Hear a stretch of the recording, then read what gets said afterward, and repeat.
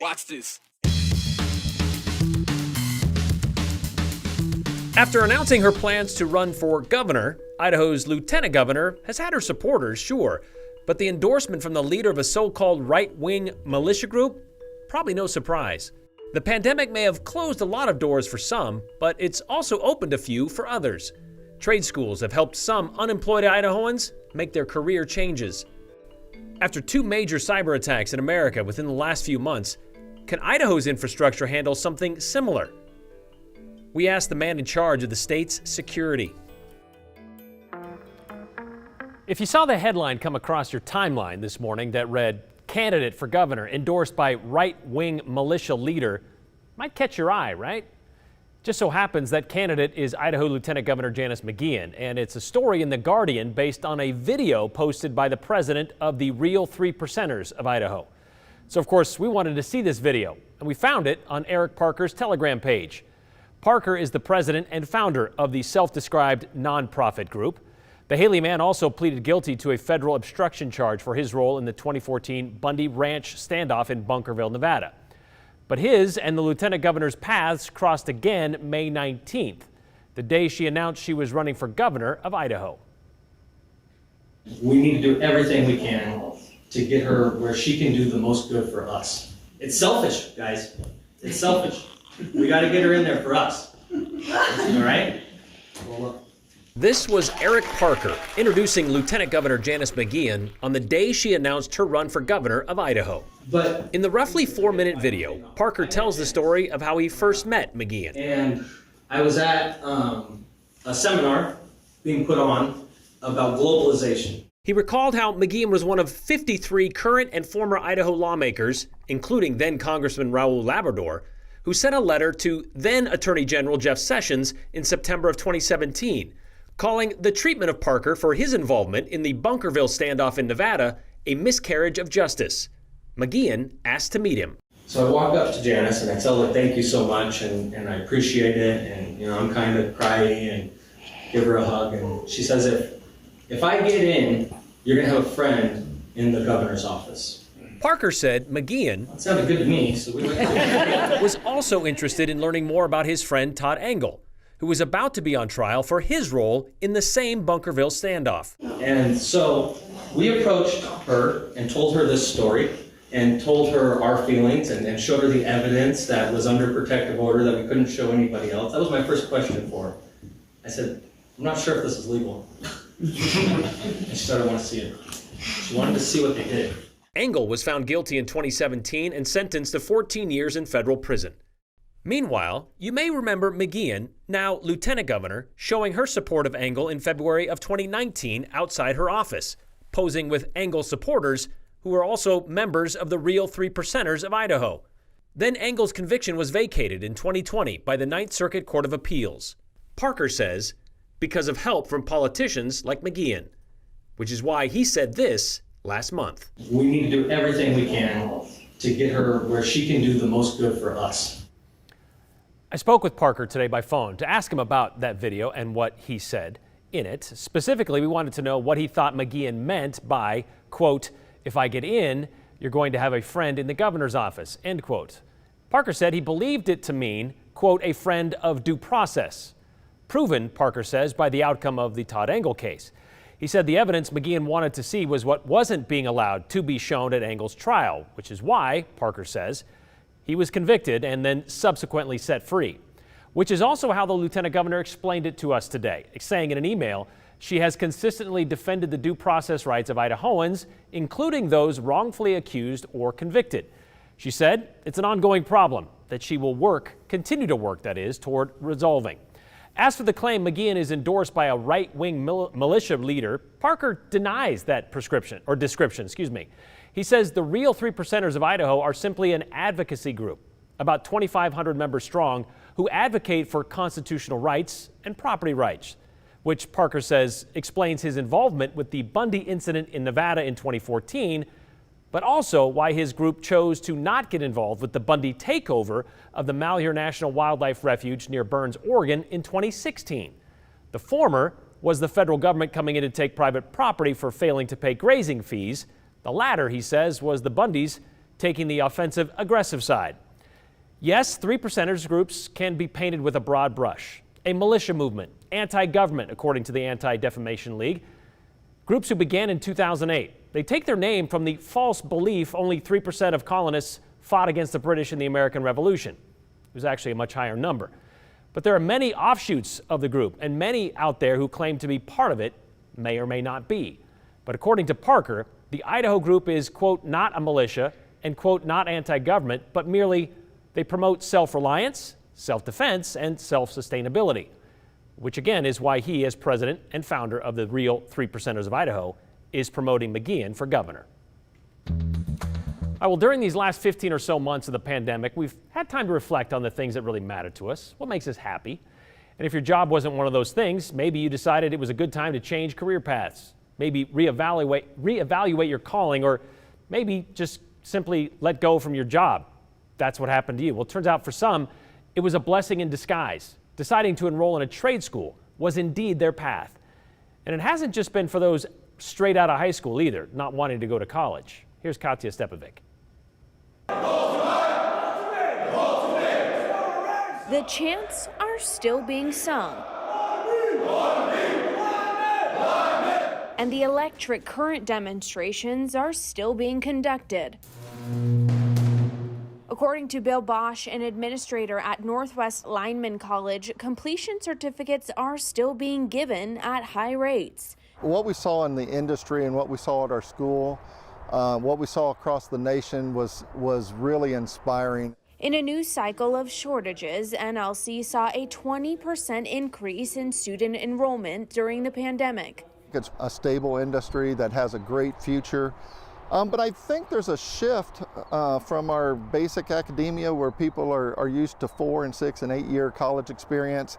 And that's fantastic. But I think they're realizing the opportunities for themselves and their families in entering into a trade path. Bosch also adds that lately the college is seeing older generations enroll with interest in becoming a line worker. It's just not from our traditional, the majority of our students 18 to 25, but what we're seeing is established people in a workforce, 30, 40 years old, even older. We've had some 50-year-old students that are wanting to change their career and their career path. And he credits the pandemic for part of that. In the last couple of years, we've seen both the transition to trades, and then also the pandemic, I think, has caused people to evaluate their futures. At other trade schools, so we want to do the same thing when we're doing the sideburns now. While the tools are a bit smaller, they're still snipping away. Paul Mitchell Cosmetology Schools in Idaho saw a 19% growth of enrollment in 2019, and a 2% increase in 2020, and a 3% increase in 2021. We have future professionals, that's what we call our students, that had challenges with daycare or with other family challenges related to COVID. So we definitely had that, and we had we call them leaves of absences or slowed down their education a little bit. So absolutely. Lou Storita, dean of several Paul Mitchell beauty schools, says amid a pandemic, the demand to pursue a career in the beauty industry is still high. It might seem odd or strange, but what I not only have known this for years is people that want to get into this industry love people and they love what they do. And so that doesn't go away. It may have slowed some down, but as far as the demand to go to school, it's been the same. Even though some salons were forced to close during the pandemic, Storita says that didn't deter future cosmetologists. It is such a special industry, and when you have that calling to do it, it takes a lot to disrupt it. Partially because many students feel confident that at the end of their trade school journey, they won't have a hard time finding a job. There were many salons that had to close, and that created a pent-up demand from a customer standpoint, and now that they've opened, there are more guests in certain places than they have employees to do that. So they're hiring. We'll make mistakes, but we won't fail. We want to get these students out to a successful career. All right, Katya, as opposed to the traditional 4-year college after high school, how long does it take to get a degree or a certificate from some of these schools? Well, Brian, it only takes around 3.5 months to get that completion certificate here, so they really do move very, very quickly. Now, the students are also learning and training on a Monday through Thursday schedule, which means they're recommending that if students need to work, it's either a part-time job or a job that can be done during the evening. Brian? Awesome. So they can have another job in the same time that they're going through the schooling. Probably a little, yeah, I get that. All right. Thank you very much, Katya.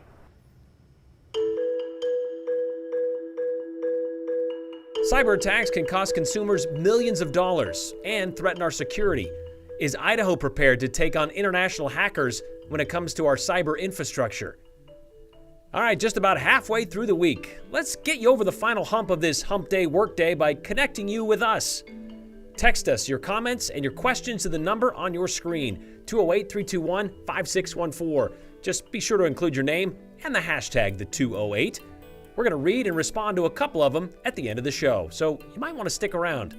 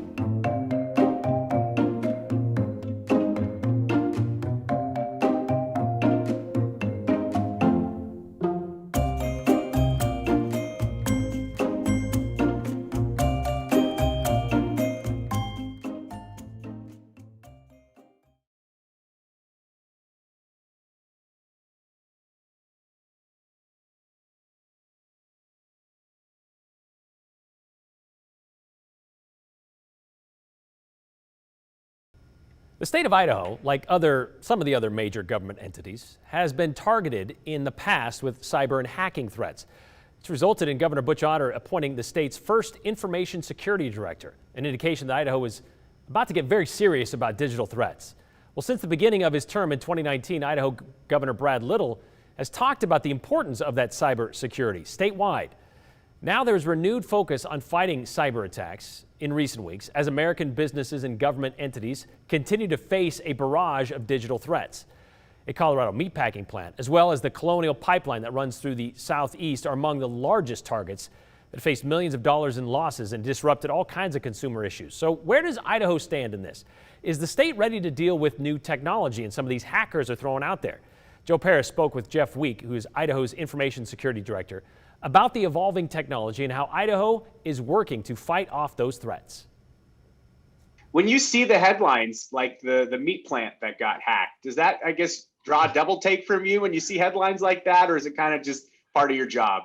It kind of does, I guess, to me personally, but in reality, they're indiscriminate on their targets, right? It's just this shotgun approach. And as long as they can hook into one person or one entity, one business, then that's money in their pocket. So they're indiscriminate in the way that they operate. They don't care if it's one user or multiple users, large corporations, and they're going to get their money one way or the other, I guess. Is there reason for the state of Idaho to be concerned that they could be targeted next? Of course, I think there's always concern for just as you've seen in recent activities, as you mentioned, that if this is a continual chess match, and you hope that our pieces are in place a little bit better than the criminal element that's out there, but every day there's new exploits, there's new attacks, there's new ways for them to to gain access to our systems. So I'm always concerned. Notably, in 2018, the state of Idaho government was targeted with some cyber attacks, as well as prior to 2018. But this resulted in Governor Otter appointing you to essentially take charge of cybersecurity for the state. Over the last 4 years, how has your role evolved, and what improvements have you personally seen? We've changed quite a lot. Originally, I was hired as the Director of Information Security, and since then we've stood up a brand new agency in the state, and that's the Office of Information Technology Services. And there's been a wholesale change in.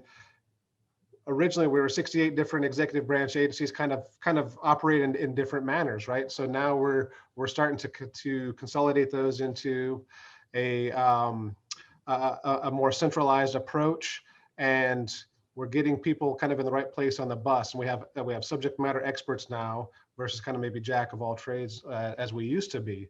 Have you noticed, I guess, attempted attacks increasing in recent months on the sites that you guys monitor and the servers you guys monitor, or has it been, I guess, pretty typical? We do. Really, during COVID, we saw a large spike in activity.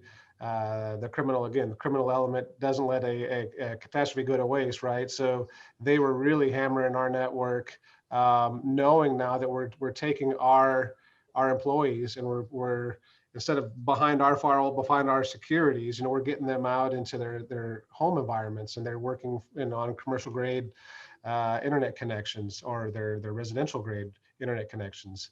And we saw quite an increase, and I don't think that's really subsided since probably this time last year. We've heard this term ransom appointed to some of these cyber attacks. I mean, is this all really this is about? Does he know if this is more than about money? More recently, it's been about money in some of these major cyber attacks we've talked about. And actually, a lot of the transactions have been done through Bitcoin, which is essentially supposed to be untraceable. If you did see, though, the federal government was able to see some of that ransom that was taken recently from the Colonial Pipeline. But you'll remember last year, the state of Idaho was actually faced with a few cyber attacks. They were pretty mild, but I spoke with the hackers who claim to have done that work, and they told me that we do this because we have a message that we want to share, and we think this is a platform that people will see. So there are two very different motives of basically a digital bank robbery with more steps, and a group that would have a political message. What we're seeing more recently, Brian, is those scams that are looking to get money, but certainly the state of Idaho is no stranger to hackers trying to get in and take over a site to show their own message. And I can see how maybe Idahoans be like, well, it's just the state money, I'm sure they got it, but I don't have to worry about that. But there's also your information. The state has a lot of that in several of these entities, so that is also subject to hacking. So got to be careful about that too. All right, thanks, Joe. Sometimes our stories elicit emotional responses. Other times, they spark heated debates. Yesterday, one story started an all-out war over what to call wild canines. What's the right way to say coyote, or is it coyote? You have a question for the 208 team? We'll take your comments, constructive criticisms, correspondences of all kinds. Just cast them our way with this number, 208-321-5614. Include your name and the hashtag the 208. And stick around, we're going to share some of them at the end of the show.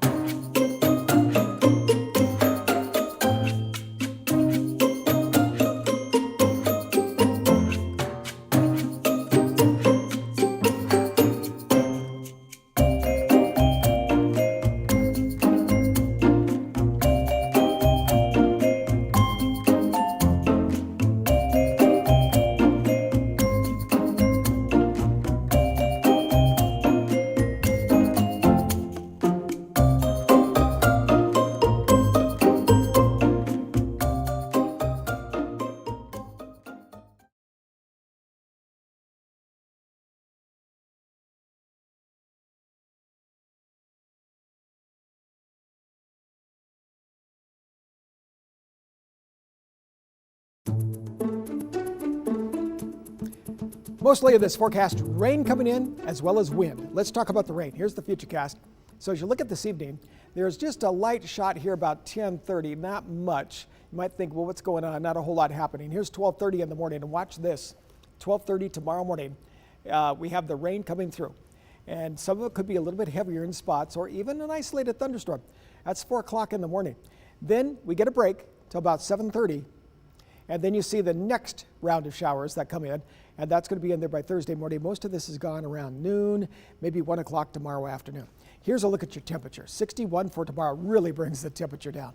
As you look at Friday, it's 78. As the showers move out, we're still going to see some windy conditions tomorrow, northwest 10 to 20, some gusts up to 30 miles an hour. And there could be an isolated thunderstorm even later this evening before the rain begins. But it's mainly rain showers. And then next week, look at those highs. Sunday, Monday, Tuesday. Very hot, getting into the upper 90s, near 100. All right, there are a couple of things that you noticed with our story yesterday about the prevalence of coyotes in the Boise foothills. One was the video of the dogs off leash and seeming to chase the coyote. Two was how we said the word coyote, like from this one from Debbie. Brian, please educate folks how to say coyote, not coyote. You don't say yotes, do you? Well, actually, Debbie, some people do. I mean, spend some time at a College of Idaho basketball or even baseball game. But we got voicemails and emails telling us we were referring to the canines incorrectly. So how do you say coyote or coyote? Looney Tunes has had it figured out since the late 1940s with Chuck Jones's creation of Wile E. Coyote, the lovable lunatic who's been chasing the roadrunner across the desert for decades. But the bird was never caught by the coyote, or as Henry Sells emailed to say, it's not coyote, it's coyote. Good Lord. Good grief. So we wanted to know, is it coyote or coyote? This is a sort of wild dog. Oh, you know who would know? The British, right? In English or British, it would be coyote. But in American, you would say coyote. Wait, was there a difference in that? Okay, so it seems like a Google search might be appropriate about now. Coyote. Well, there you have it. The wild dog that resembles the wolf and is native to North America and is forever chasing fast, flightless birds is called... Coyote. Thanks, Internet. Yes, the College of Idaho mascot is called the coyote, sometimes the yotes, and sometimes affectionately as... the yotes. So even they go both ways. And look, we get it. There's a lot of you out there who play fast and loose with the English language. It's called vernacular, we know. Which is why, if you're one of those who calls a creek a crick, well, then you'll be excused for calling a coyote a coyote. Potato, potato, right?